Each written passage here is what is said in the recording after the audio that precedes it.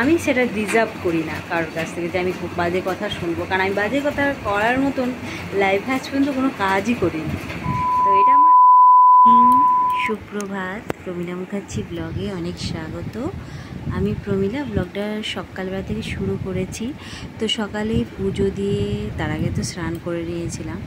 তো এবার রান্নাঘরে চলে এলাম। রান্নাঘরে এসে এই ধরো ডাল বসাচ্ছি, আর তারপরে করব হচ্ছে কুমড়ো, মূলো, আলু এইসব দিয়ে একটা তরকারি, আর এই যে আমের চাটনি করব। আর এটা হচ্ছে মানে আজকের একদম সিম্পল রান্না। তো চলো আমি ঝটপট করে রান্নাটা করে নিই। আর ওই যে আকাশটা এখনও মেঘলা। তো পুঁই শাকের যে সবজিগুলো কাট করার কমপ্লিট হয়ে গেছে। তো বন্ধুরা, আজকে ভাবছি তোমাদের কিছু মানে কথা বলবো, সেই কথাগুলো। তো যাই হোক, আমি রান্নাবান্না সেরে ধীরে সুস্থে শান্তভাবে খাওয়া দাওয়ার পর নাই বললাম তো আমি রান্না কটা সেরে নিই।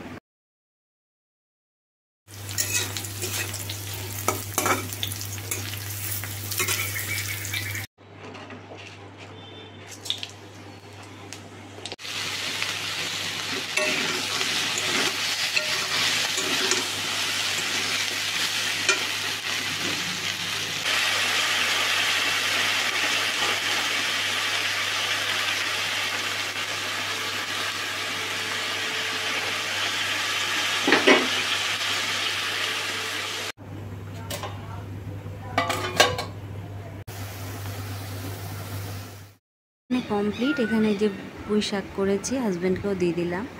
আর এখানে হচ্ছে মসুরির ডাল, আর আমড়ার চাটনি করেছি, সরি আমের চাটনি, আমরা বলছি। আর আলু ভাজা ছেলের জন্য, ছেলে পুঁই শাক খায় না তো আমার, ওর জন্য।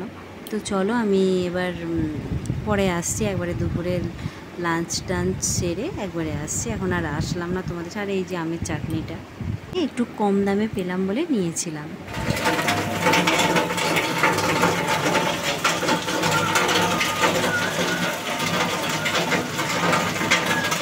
তো বন্ধুরা, কিছু তো শর্ট ভিডিও বানালাম আজকের সেদিনকার মতনই। তো চলো আজকে তোমাদের একটা কথা বলবো। ব্যাপারটা হচ্ছে আমার যে মানে আমি তো বজরংবলী পুজো করি, কেন বলো তো? আমার এই টুকটাক শরীর খারাপ, এটা সেটা, নজর লাগা, বোঝো কিনা জানি না, এগুলো আমাদের মানে আমার ছেলের এসব মানে আমার ফ্যামিলিতে মানে টুকটাক হয়েই থাকে। তো ভগবানের ইয়ে করি যাতে কি আমরা একটু সুস্থ থাকি, একটু ভালো থাকি। ভগবান, আর তোমরা তো জানোই যে বজরংবলী কতটা মানে আমাদের রক্ষা করেন। সত্যি মানে একদমই এই যুগে একদম জ্যান্ত আমাদের দেবতা যিনি আছেন বজরংবলী, এটা তো মিথ্যে কথা নয়। এই জন্যই মানে একটা আলাদা শক্তি পাই। তো সত্যি কথা বলতে সেই জন্যে আমি পূজা আর্চাগুলো করি। তো সেই ক্ষেত্রে আমার যে ইউটিউবে আমার যে ব্লগটা করেছিলাম যে বজরংবলীর পুজো নিয়ে, আমি তখন খুব ব্রত করতাম। তো সেই জন্য আমি করেছিলাম। তো আমি তখন বলেছিলাম, কেউ আমার ভিডিও দেখতো সবাই, মানে তখন তো আরও বেশি দেখতো সবাই, মানে আমার বিশেষ করে ব্লগিংটাও বেশি দেখতো মানে প্রথম দিকে। তারপর আমার নিজের দোষে আমি চারিদিক সামলাতে না পারার জন্য একটুখানি ড্যামেজ হয়ে যায়। তবে এখন যাই হোক উঠেছে, কিন্তু সেইভাবে ওঠেনি, কারণ আমার আগে ব্লগ দিলেই 100, 150, 200, মানে সেই তখন কিন্তু আমার অত ফলোয়ার বা সাবস্ক্রাইবার কিছু ছিল না, তখন কিন্তু ভালোই দেখতো লোকে। তো সেই ক্ষেত্রে ব্লগ দেখতে ইয়ে করতো সবই, তখনও বানাতাম, এখনও যেমন বানাই তখনও সেমনই বানাতাম, মাঝে একটু এডিটটা বেশি করতাম। তো আমি লাস্ট টাইমে আবার দেখলাম কি, যে এডিট ফেডিট ছাড়া মানে ভূতের মতন করে যে ভিডিওগুলো বানাতাম। অ্যাকচুয়ালি সত্যি কথা বলতে কী বলো তো, আমি একটু মনে করি এটা তো সোশ্যাল, যাই হোক ইউটিউবটা সোশ্যাল মিডিয়া, তোমরা কাছে সবই ঠিক আছে, কিন্তু আমরা তো এবার যা তা করে মুখ করে ঘর থেকে বেরোতে পারি না। আমি তো অন্তত পারি না, কারণ যে পারে আমি পারি না, কারণ আমার মনে হয় যে সবার সামনে আসবো একটু পরিপাটি করে আসবো। সে কী ভাবলো যে আমি কি লিপস্টিক দিয়েছি বলে কি, বা একটু সেজে গুজে আছি বলে কি আমি কি খারাপ মানুষ, তা কিন্তু না। এটা তোমার যার সেটার ধারণার সৃষ্টি হবে সেটা। তো সেই ক্ষেত্রে যে ভূতের মতন থাকলেই সে খুব ভালো মানুষ, তাও আবার না। কিন্তু দিয়ে যেটা মেন কথায় আসি, তো ওখানে আমি বলেছিলাম যে তোমরা তো দেখো কিন্তু কেউ ভালো মন্দ কমেন্ট করো না। তা ভগবানের পুজো এক মানে কেউ মানে আমি দেখলাম না, মানে 4-5টা কি 9টা মতন কমেন্ট ছিল, কেউ একটা ভালো কমেন্ট করলো না। আমার খুঁত ধরলো আমি তুলসী পাতা দিয়েছি কিনা, আমি অমুক করেছি কিনা, কিন্তু ঈশ্বর যা আমি মন থেকে নিবেদন করবো তাই নেবে। আমার মনে হয় মনের ভক্তিটাই বড় ভক্তি। আমরা পুজো এইসব দিয়ে থুয়ে এটা আমরা করি ঠিকই, কিন্তু আমরা যদি মন থেকে ভগবানকে ডাকি সবই পাবো। তো একটা কথাই বলবো, যে আমি সত্যি বলছি, জীবনে কোনোদিনও কেউ আমাকে কষ্ট দিলে, খারাপ খুব ব্যবহার করলে হয়তো তাকে কিছু বলি, তাছাড়া আমি জীবনে কোনো মানুষকে যেচে পুড়ে না আজ পর্যন্ত কাউকে কিচ্ছু খারাপ কথা বলি না। মানে এটা আমার শিক্ষায় পাইনি তো, কারণ আমার বাবা মা এসব শেখায়নি কোনোদিনই, যে কাউকে বাজে কথা বলা, কাউকে কিছু বলা, কারো কমেন্ট করা, বা কারোর ভিডিও ভালো লাগলো না দেখলাম না, তাকে স্কিপ করে চলে গেলাম, ইয়ে করলাম। কিন্তু আমি তার খুঁতও ধরি না, সে কী করছে না করছে, কার করছে, কারণ আমি জানি আমি যদি কাউকে কিছু খারাপ বলি এটা আমার কর্মে লেখা হবে। সেক্ষেত্রে আমি সত্যি কাউকে কিছু বলি না আগ বাড়িয়ে।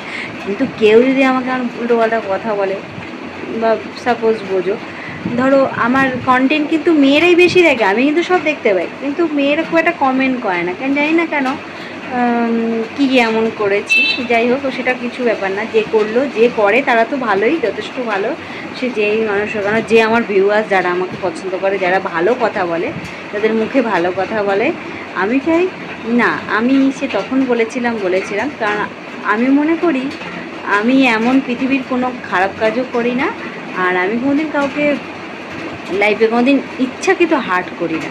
কেউ করলো সে আলাদা কথা, তাকে সে বললাম, কিন্তু আমি সেটা ডিজার্ভ করি না কারোর কাছ থেকে যে আমি খুব বাজে কথা শুনবো, কারণ আমি বাজে কথা করার মতন লাইফে আজ পর্যন্ত কোনো কাজই করিনি। তো এটা আমার নিজস্ব আত্মবিশ্বাস বলতে পারো। তো চলো, আজকে এই কথাগুলো তোমাদের বললাম, কারণ আমার মানে ফার্স্ট যে ব্লগটা আমি এটা তো আমার লাইফস্টাইল ব্লগ, শুধু পুজো নিয়ে তো আমি ব্লগ করিনি, তবে ওই পুজোর ব্লগটাই বেশি ভিউজ হয়ে গিয়েছিলো, তো সেইটাই ওইভাবেই আটকে আছে ব্লগিংয়ে। তো সেই হচ্ছে কথা। তো এমনি আমি তো বলেই দিয়েছি আমি এমনি নর্মাল লাইফস্টাইল, যে আহামরি কিছু বা তোমাদেরকে আমি খুব বাসন মাজা, ঘর মোছাটা হয়তো দেখিয়েছি, কিন্তু এই বাসন মাজা এগুলো হয়তো দেখাই না, বা কাজ করছি খুব বিশাল পরিশ্রম করছি। তো আমার মনে হয় যে আমার কষ্ট খাটনিটা তোমাদের কি দেখাবো, আমি তোদের সাথে ভালোভাবে কথা বলি, বা আমি যেটুকু করছি এটুকু দেখাই, এটাতেই খুশি হই। তো তোমরা সবাই ভালো থেকো, আর পারলে সবাই একটু ভালো কথা বলো, কারণ মানুষ ভালো কথাতেই তো থাকে। এখন মানুষের কখন কি হয়ে যায় বলতে পারো, তাই না? এই হচ্ছে কথা। তো চলো, পরে আসছি আমরা।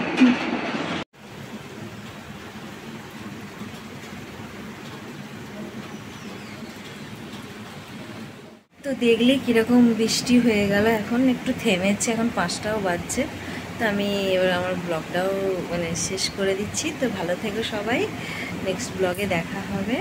তো আজকের মতো টাটা।